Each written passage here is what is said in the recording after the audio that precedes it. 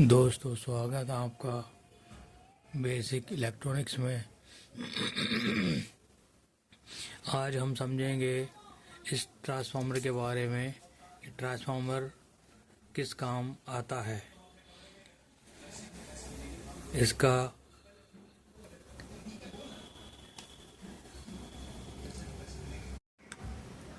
दोस्तों, ट्रांसफार्मर दो तरह का होता है। एक स्टेप अप ट्रांसफार्मर होता है, एक स्टेप डाउन ट्रांसफार्मर होता है।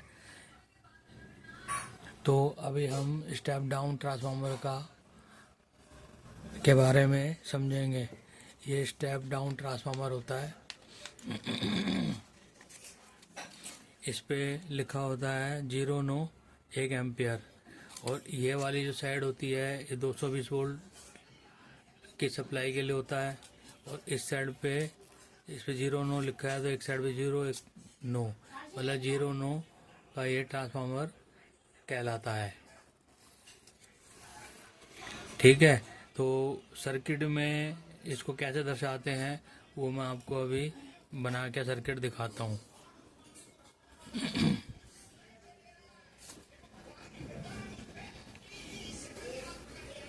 दोस्तों, इसको सर्किट में दर्शाने के लिए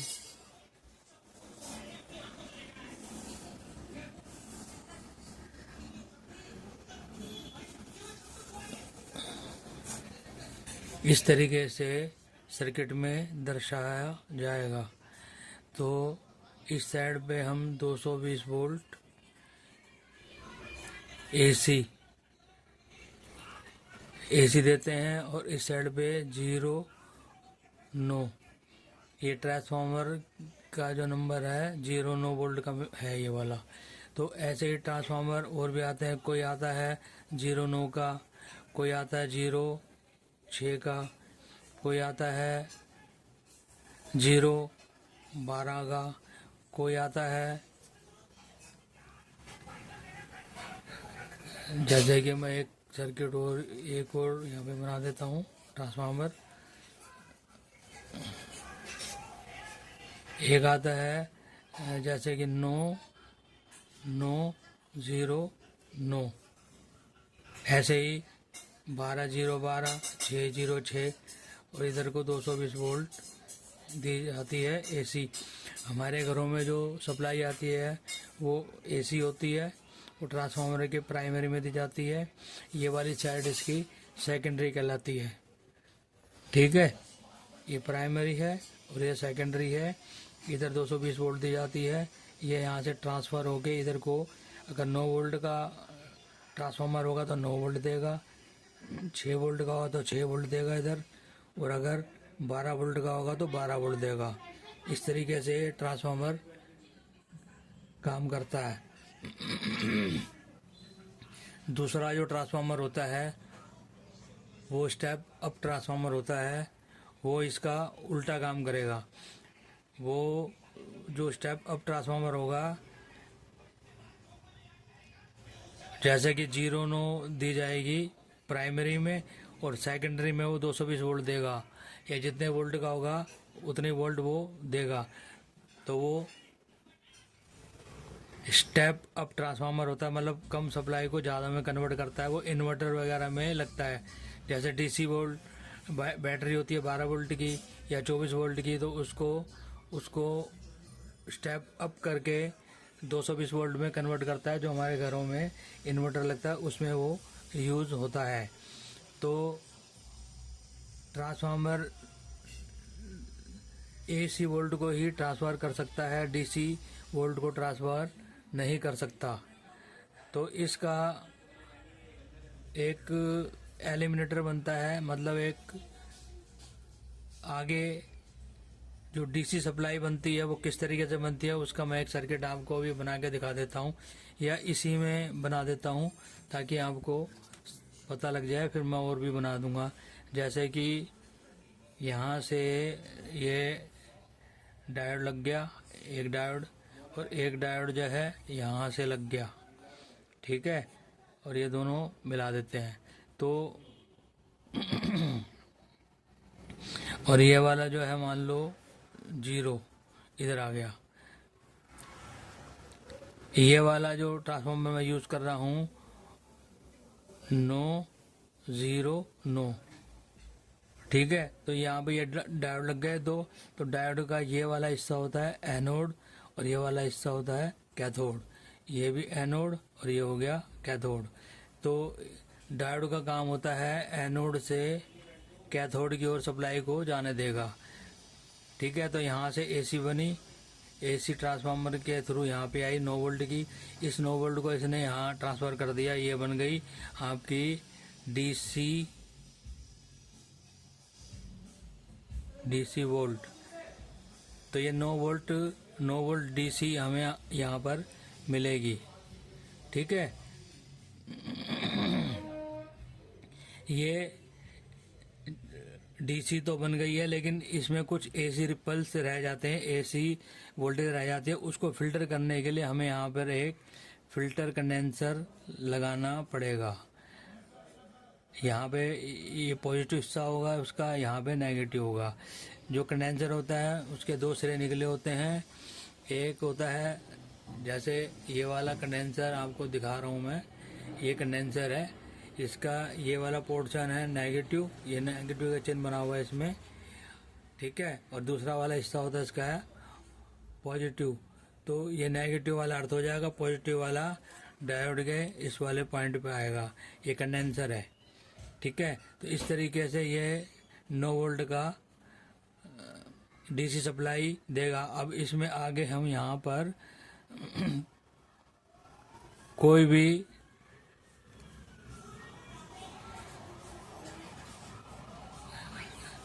नौ वोल्ट का सामान यहाँ से हम चला सकते हैं। मान लो कोई टेप रिकॉर्डर है वो चला सकते हैं यहाँ से, कोई रेडियो है वो चला सकते हैं, कोई लाइट जलानी है तो लाइट भी इससे हम जला सकते हैं।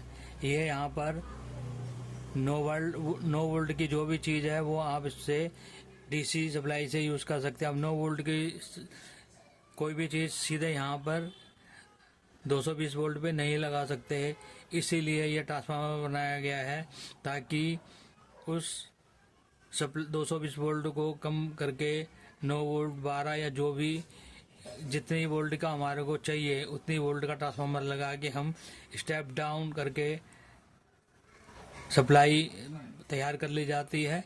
ये डायोड लगा के कंडेंसर लगा के और 9 वोल्ट की सप्लाई हम बाहर ले लेते हैं।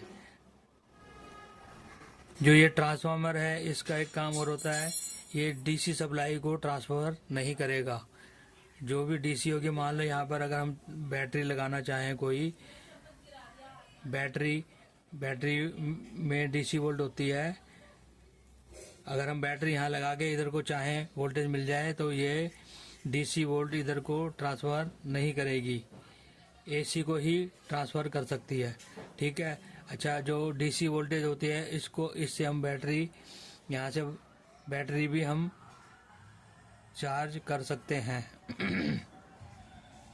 मान लो ये पॉजिटिव है, ये नेगेटिव है, नेगेटिव हम इसका यहाँ लगा देंगे और पॉजिटिव हम यहाँ लगा देंगे तो ये बैटरी हमारी चार्ज हो सकती है, ठीक है।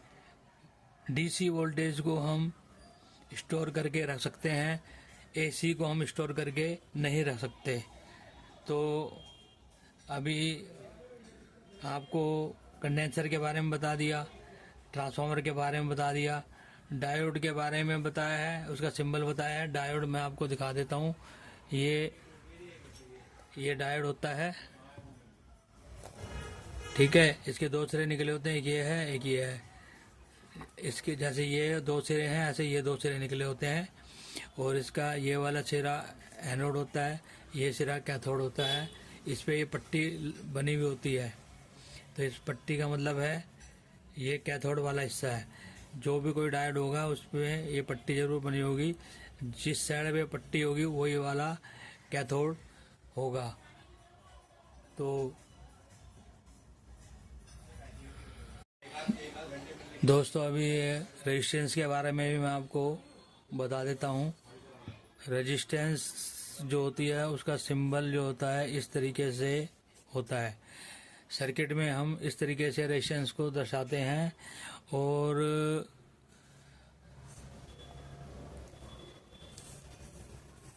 रेजिस्टेंस जो है दो तरह की होती है, कार्बन रेजिस्टेंस होती है, एक होती है wire bound resistance. Wire bound resistance पे वायर लिपटी होती है और कार्बन रेजिस्टेंस पे कार्बन और एक मिट्टी को मिलाकर कार्बन रेजिस्टेंस को बनाया जाता है। ये कार्बन रेजिस्टेंस है, ये वायर बाउंड रेजिस्टेंस है। इन दोनों का काम है वोल्टेज को कम करना, ड्रॉप करना। मान लो ये 10 ओम की रेजिस्टेंस है, इधर को हम 12 वोल्ट, अगर हम 12 वोल्ट देते हैं तो 12 वोल्ट को ये यहाँ से 10 ओम रेजिस्टेंस लग गया तो यहाँ पे 12 वोल्ट से कम सप्लाई यहाँ मिलेगी। यहाँ पे मान लो 10 वोल्ट के आसपास हो जाएगी, 2 वोल्ट इसके अंदर रेजिस्टेंस में यूज हो जाती है।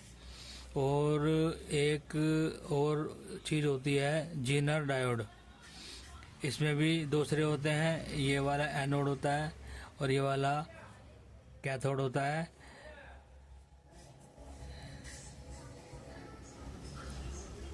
जीनर डायोड, जीनर डायोड का मतलब होता है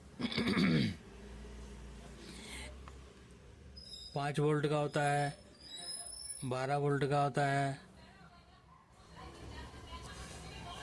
9.8 वोल्ट का हो सकता है, 3.5 वोल्ट का हो सकता है, 5.1 वोल्ट का हो सकता है।